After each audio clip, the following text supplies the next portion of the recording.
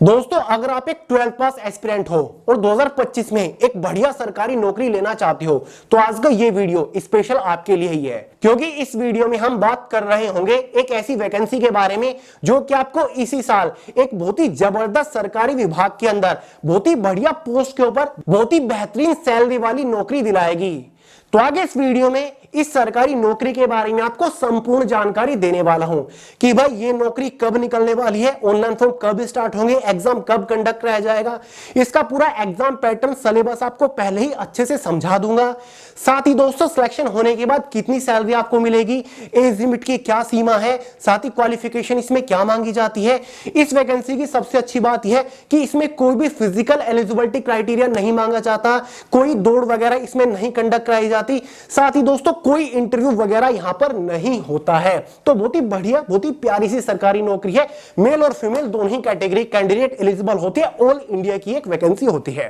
तो चलिए दोस्तों, बहुत ज्यादा टाइम वेस्ट नहीं करते, फटाफट वीडियो शुरू कर लेते हैं।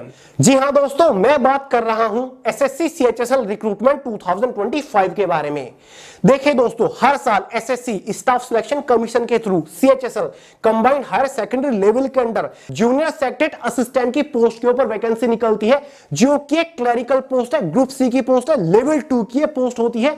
मेल और फीमेल दोनों ही कैटेगरी कैंडिडेट इस पोस्ट के ऊपर एलिजिबल होते हैं। देखिए दोस्तों, इस वैकेंसी में सिलेक्शन होने के बाद आपको केंद्र सरकार के बहुत बड़े बड़े विभाग और मंत्रालय डायरेक्टली ज्वाइन करने का मौका मिलता है, जैसे कि CBI central bureau of investigation आप डायरेक्टली ज्वाइन कर सकते हो, central passport office, IB intelligence bureau, NIA national investigation agency, bureau of police research and development, election commission of India, ministry of defence, ministry of external affair, customs, excise and service tax, department of commerce, department of science and technology, enforcement directorate, ministry of civil aviation, ministry of commerce, department of revenue जैसे department आपको join करने का मौका मिलता है। और बताइए क्या चाहिए आपको।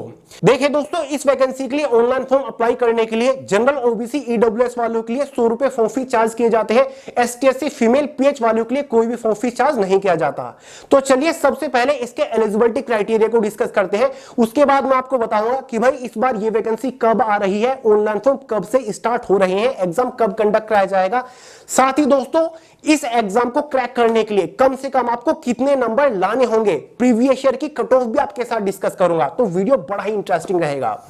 तो चलिए दोस्तों, सबसे पहले एज लिमिट को ही डिस्कस कर लेते हैं। जनरल वालों के लिए मिनिमम एज लिमिट 18 साल होती है, मैक्सिमम 27 साल होती है। इस बार आपकी एज 1 अगस्त 2025 तक कैलकुलेट हो सकती है। ओबीसी एसटी एससी वालों को एज में रिलैक्सेशन मिलता है। ओबीसी वालों को 3 साल का, एसटी एससी वालों को 5 साल का एज में रिलैक्सेशन देखने को मिलता है। बात करते हैं एजुकेशन क्वालिफिकेशन के बारे में। अगर आपने 12th पास कर रखा है किसी भी सब्जेक्ट से, किसी भी स्कूल से, कितने भी नंबर के साथ, तो भाई आप एलिजिबल है, आप फॉर्म अप्लाई कर सकते हैं। फाइनली बात करते हैं सिलेक्शन प्रोसीजर के बारे में, यानी कि जब आप इस वैकेंसी के लिए ऑनलाइन फॉर्म भर दोगे, फाइनल सिलेक्शन लेने तक, फाइनल ज्वाइनिंग लेने तक आपको किस किस स्टेज से होकर गुजरना पड़ेगा। तो यार, इसका कंप्लीट सिलेक्शन प्रोसीजर केवल 2 ही मेजर स्टेजेस के ऊपर टिका हुआ है। स्टेज फर्स्ट में आपको एक एग्जाम कंडक्ट कराया जाएगा 200 नंबर का, पहले उसके बारे में बात करते हैं, उसके बाद स्टेज सेकंड को डिस्कस करेंगे। तो भाई स्टेज फर्स्ट में आपको 4 सब्जेक्ट से क्वेश्चंस देखने को मिलेंगे। पहला सब्जेक्ट आपका इंग्लिश लैंग्वेज का रहेगा, जिसमें बेसिक नॉलेज से क्वेश्चंस पूछे जाते हैं। 25 क्वेश्चन आएंगे 50 नंबर के अंदर, क्योंकि एक क्वेश्चन के लिए 2 नंबर जो दिए जाते हैं। दूसरा सब्जेक्ट जनरल इंटेलिजेंस और रीजनिंग का 25 क्वेश्चन 50 नंबर के अंदर। तीसरा subject quantitative aptitude 25 question 50 number के अंदर।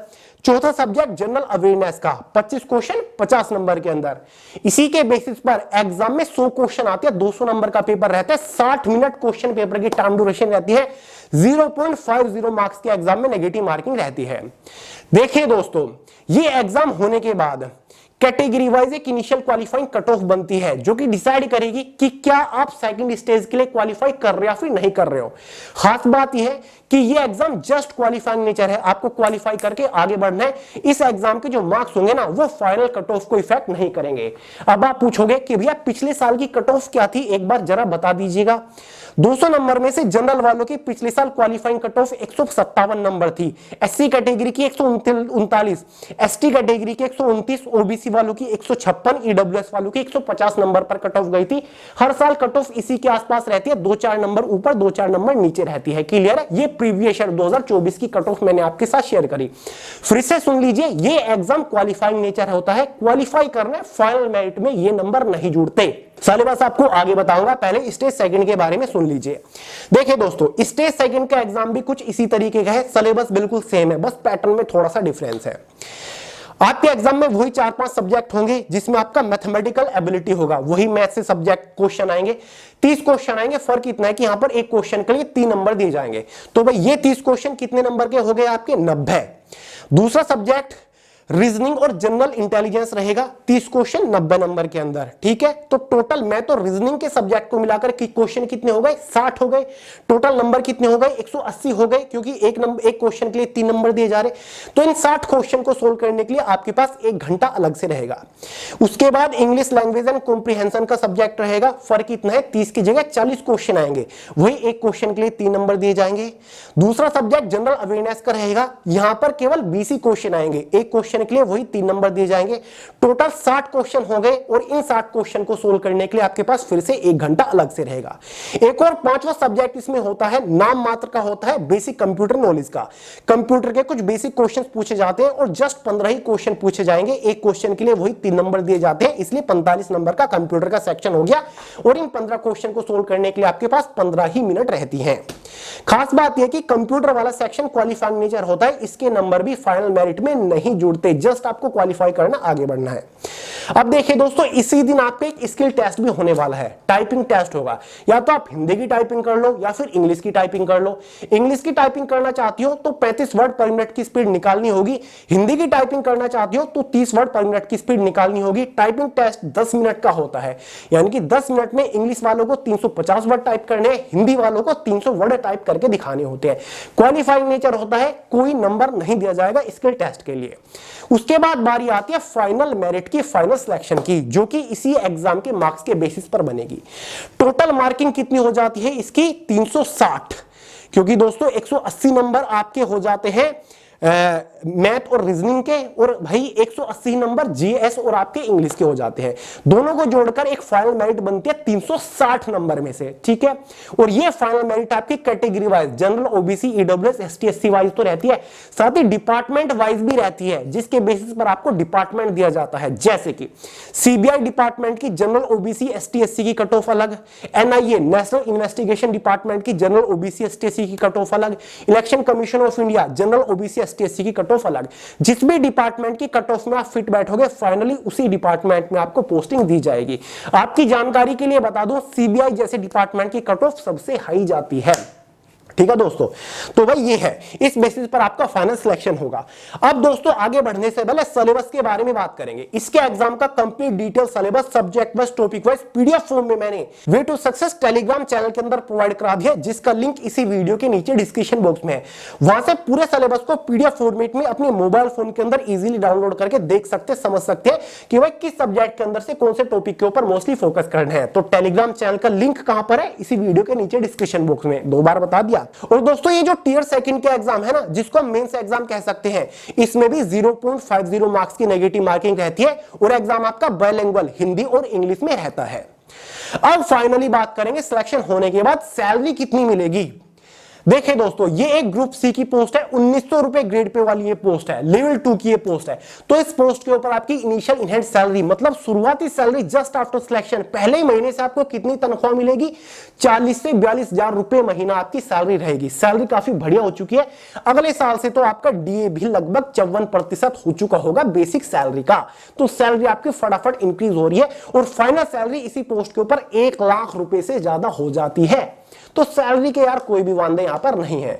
फाइनली बात करेंगे जॉब प्रोफाइल के बारे में। सिलेक्शन होने के बाद काम क्या करना पड़ेगा? शुरुआत में बताया था, ये एक क्लरिकल पोस्ट है।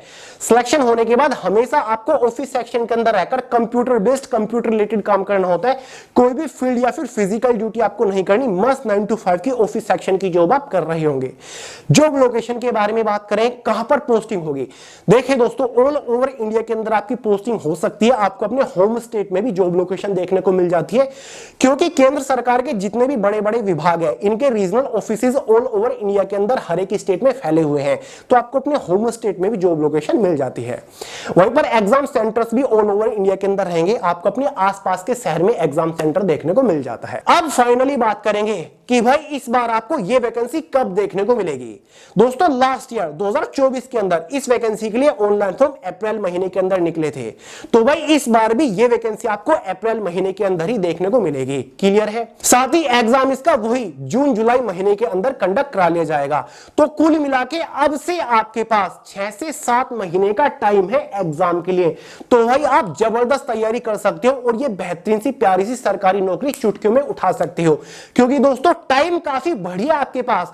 नेक्स्ट लेवल की तैयारी आप कर सकते हो, जबरदस्त लेवल की डेडिकेशन के साथ आप तैयारी कर सकते हो। डेली 8-8 घंटा पढ़ना शुरू कर दीजिए, फिर देखते हैं कैसे आपको एक बढ़िया सरकारी नौकरी नहीं मिलती जस्ट आफ्टर 12th।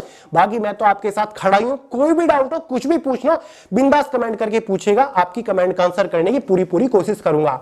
और बाकी दोस्तों 15-20 दिन 1 महीने के बाद आपका एसएससी का एनुअल एग्जाम कैलेंडर आ जाएगा 2025 के लिए, तो संपूर्ण जानकारी आपको प्रोवाइड करा दूंगा, एग्जैक्ट डेट बता दूंगा कि भाई इस डेट में फॉर्म निकलेंगे, इस डेट में एग्जाम कंडक्ट कराया जाएगा। बाकी हर साल वैकेंसीज आपकी गारंटीली आती है। टोटल नंबर ऑफ वैकेंसीज आपकी 3500 से 4000 के आसपास रहने वाली है इस बार भी, तो वैकेंसीज भी काफी बढ़िया आपको देखने को मिल जाती है इस पोस्ट के ऊपर। तो अब बताइए कैसी लगी आपको ये सरकारी नौकरी। जितने भी लोग इस सरकारी नौकरी को लेकर इंटरेस्टेड हैं, जितने भी लोग इस सरकारी नौकरी को टारगेट करके प्रिपरेशन करना चाहते हैं, कमेंट करके जरूर बताइएगा। तो चलिए दोस्तों इस वीडियो में इतना ही रखते हैं। आपको मेरा काम पसंद आता हो तो यार लाइक करिए ना वीडियो को, कमेंट करके अपने सजेशंस भी दीजिए और चैनल को सब्सक्राइब करना मत भूलिएगा, बेल आइकन को ऑल पे सेट कर दीजिएगा ताकि कोई भी नोटिफिकेशन मिस ना हो। तो चलिए दोस्तों मिलते हैं अगली वीडियो में बहुत ही जल्द, तब तक के लिए जय हिंद।